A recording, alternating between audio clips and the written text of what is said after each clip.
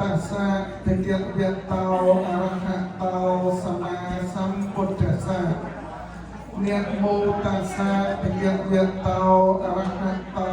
สัมมาสัมพุทธัสสะนะโมตัสสะภะคะวะโตอะระหะโตสัมมาสัมพุทธัสสะเนี่ยมีอรัตนัตยังยมจักសូមក្រាបសំពះនមស្ការចំពោះប្រជុំ3នៃព្រះត្រៃរតន៍គឺព្រះពុទ្ធរតនៈ1ព្រះធម្មរតនៈ1ព្រះសង្ឃរតនៈ1ដោយសេចក្តីគោរពអ៊ីតោបរាំងលំដាប់អំពីបទនមស្ការនិងអាយាចនៈកថាខាងដើមនេះទៅនឹងត្រូវលើកយកប្រធមទេសនាមកចែកជូនជាធម្មទានដោយសំគួរតាមកាលវិនិច្ឆ័យពូសាធុវូហើយអង្គលោកអ្នកសាធុសពរបស់ប្រុសស្រីផងទាំងឡាយពិធីបុណ្យដែលប្ររពឡើងក្នុងផ្ទៃព្រះពុទ្ធសាសនានៃយើងពិតជាមានច្រើនបែបច្រើនយ៉ាងតែក្នុងឱកាសពេលនេះគឺជាបុណ្យកាន់បុណ្យទុកចំពោះសពលោកយាយឧត្តមប្រធាចារ្យអ៊ីសែនដែលលោកបានធ្វើការកិរិយាលះលោកនេះទៅកាន់ប្រាក់លោកខាងនាយកាលពីថ្ងៃសុក្រទី19ខែមិថុនាឆ្នាំ2026វេលាម៉ោង2រសៀលក្នុងជន្មាយុ104ឆ្នាំដោយជារៀបពីព្រោះហេតុនេះក្រុមគ្រួសារកូនចៅមានសេចក្តីទុកត្រៀមថយដោយសារអ្នកម្ដាយជីដូនទួតបានឃ្លាតចាកអំពីយើងរាល់គ្នាទៅបន្សល់នៅសេចក្តីទុកត្រៀមក្រំនិងអនុស្សាវរីយ៍ជាច្រើនអនេកដែលបានបន្សល់ទុកសិនដូចជាការរៀបរាប់ក្នុងជីវប្រវត្តិខាងដើមរបស់ឧបាសកជុំកំដែលជាកូនបង្កើតរបស់លោកបានរៀបរាប់អំពីដំណើរជីវិតនិងការបាត់បង់គ្រប់គ្រួសារដោយបានរៀបរាប់ខាងដើមនេះលោកមានបងប្អូនរួមផ្ទៃរហូតដល់8នាក់ហើយបានបាត់បង់អស់បងបង្អស់បានសាងប្រព្រោះរហូតដល់របបធ្វើអត់សាសនាបានប្រហារជីវិតជាតិជនរបស់ព្រះអង្គហើយលើកពីនេះលោកយាយនិងក្រុមគ្រួសារក៏ដូចជាប្រជាពលរដ្ឋខ្មែរយើងដទៃទៀតបានជួបទុក្ខលំបាកវេទនាព្រោះសង្គ្រាមអូសបន្លាយនិងសង្គ្រាមក្នុងស្រុករហូតដល់បានមានឱកាសបានចាក់ចេញមកតាំងពីលោកនៅលើទឹកដីសហរដ្ឋអាមេរិកនេះដោយដឹកនាំគាំទ្រកូនចៅប្រុសស្រីទាំង6ក្រុមគ្រួសារមករស់នៅ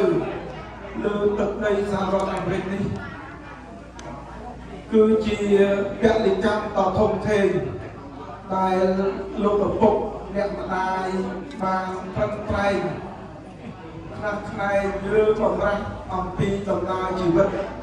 ដ៏សែនជូរចត់ដោយសារភ្លើងសង្គ្រាមរហូតបានមករស់នៅលើទីទឹកដីសហរដ្ឋអាមេរិកនេះស្មារតីរបស់លោកគឺលោកតាជុំលោកក៏បានធ្វើការកិរិយាយ៉ាងលោកនេះទៅកាន់លោកខាងនាយកន្លងមកហើយនៅតែលោកយាយលោកអាចមានจุดតម្លៃរហូតដល់104ឆ្នាំនេះគឺជាធម៌វាសនាជាបុណ្យរបស់លោកដ៏ធំធេងដែលអាច មានជនអាយុរហូតដល់104ឆ្នាំតែទោះជាយ៉ាងនេះក្តីទឹកចិត្តសេចក្តីអាឡោះអាល័យរបស់ក្រុមគ្រួសារដូចក្នុងជីវប្រវត្តិខាងដើមបានរៀបរាប់មកគឺគ្មានបុគ្គលណាម្នាក់ចង់ប្រត់ប្រាស់ចាកជីវិតនិងសង្ខារដែលជាទីស្រឡាញ់ទឹកចិត្តពលគឺអ្នកមានគុណដែលបានផ្ដល់កំណើតដល់កូនចៅប្រុសស្រីប៉ុន្តែអ្វីសុទ្ធតែមនុស្សទៅតាមការបង្គាប់បញ្ជារបស់ចិត្តរបស់យើងទាំងអស់គ្នាឡើយដូច្នេះដោយសារយើងគេឯងទាំងអស់សុទ្ធតែស្ថិតនៅក្រោមអំណាចនៃត្រីលក្ខណៈធម៌ទាំង3ប្រការពលគឺមានរូបរាងអនិច្ច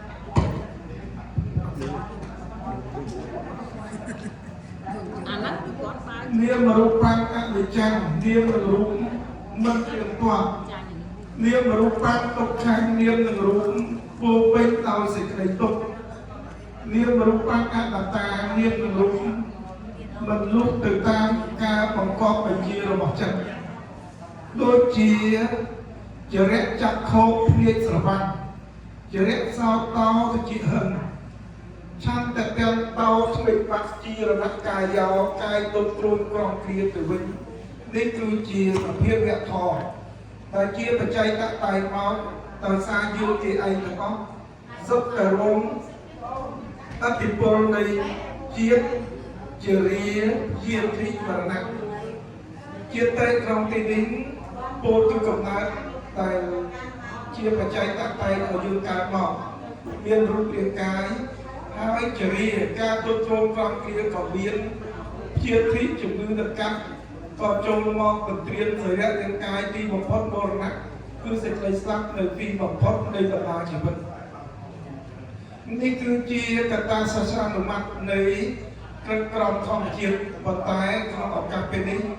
ញាតិញោមមកសង្កេតមើលលោកយាយដែលមានជនអាយុដល់104ឆ្នាំហើយបើតាមដែលខ្ញុំកណាអាត្មាធ្លាប់ប្រស្រ័យតាក់ទងក្នុងនាមលោកជាឧបាសិកាមួយរូបក្នុងព្រះពុទ្ធសាសនារយៈពេលជាង20ឆ្នាំកន្លងមកនេះឃើញថាលោកយាយមានសម្ដានចិត្តល្អហើយជាមនុស្សសន្តិភាពដូចជាក្នុងជីវប្រវត្តិខាងដើមចឹងគាត់នៅតែមានទួលមនោថ្នាក់ជាមួយបងប្អូនញាតិបណ្ដាហើយមានសតិបញ្ញាស្មារតីចងចាំល្អណាស់រហូតដល់ដំណើរចុងក្រោយនេះគាត់បើតាមមើលគាត់អត់មានភ្លេចភ្លាំងនៅវិញប្រវត្តិស្មារតីកម្ររងមានណាក្នុងជនអាយុប៉ុណ្ណេះខ្លះអាយុវែងមែនប៉ុន្តែអាចភ្លេចភ្លាំងអាចខំប្រាំស្មារតីដែលក្នុងសង្គមយើងថាវែងភ្លេចភ្លាំងអញ្ចឹងទៅលោកយាយដូចជាមានការចងចាំល្អនៅប្រមាណចុងក្រោយនេះប្រសិនជាមិនមានឧបទ្ទវហេតុចៃដន្យដោយការដួលទេតាមមើលគាត់ក៏មិនទាន់ទៅណាមើលឃើញគាត់នៅរឹងប៉ឹងល្អពិសេសកន្លងមកនេះត្រឹមបំប្រៃគុណទុំយល់ក៏ឃើញលោកយាយក៏ជួយមកហើយនៅស្គាល់នៅចងចាំទាំងតែក្រោយមកនេះបើយើងពិចារណាទៅតាមដំណើរជីវិតនេះយើងដូចថាបើយើងទៅដល់ពេលវេលាដូច្នេះវាគឺតែមានហេតុផលពេលណាដែលមានវេលាពេលវេលារបស់เราបន្តនេះបណ្ដាលឲ្យមានហេតុការឡើងដូចជាដួលអីចឹងទៅដើម្បីជាកិច្ចក្នុងដំណើររបស់លោកតែគាត់តែដូចបញ្ជាក់ខាងដើមនេះថារោគ្នានេះញាតិញោមបើតាមគិតមើលទៅជនវិញ្ញាណប្រទេសឲ្យនៅស្មារតីចងចាំល្អគាត់អត់មានការព្រៀបធៀបនឹងវិវត្តនេះទេហើយគាត់ជាក្នុងចំណោមចាស់ព្រឹទ្ធាចារ្យយ៉ាងច្រើននៅក្នុងវត្តសាវិការាមនេះគឺលោកយាយអាចឈានមកគេហើយតែបានជនវិញ្ញាណដល់101ក្នុងតាមគិតមើលសូមបីប្រៃគុណទៅញោមលោកបាន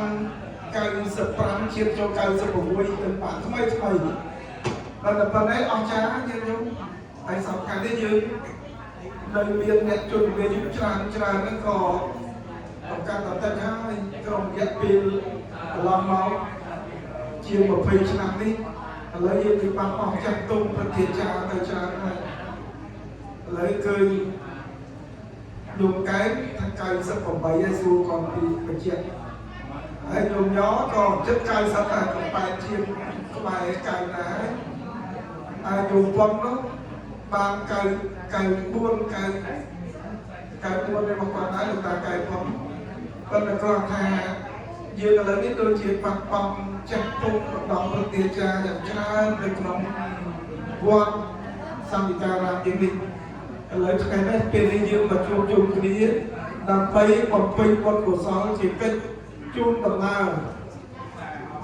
ចុងក្រោយនៃសពលោកយាយឧត្តមប្រធានចាអ៊ីងសែនដែលលោកបានធ្វើការកិច្ចការទាំងរូបនេះទៅកាន់ប្រាក់លោកខាងនេះគឺជានីតិចុងក្រោយដែលសង្កេតឃើញញាតិញោម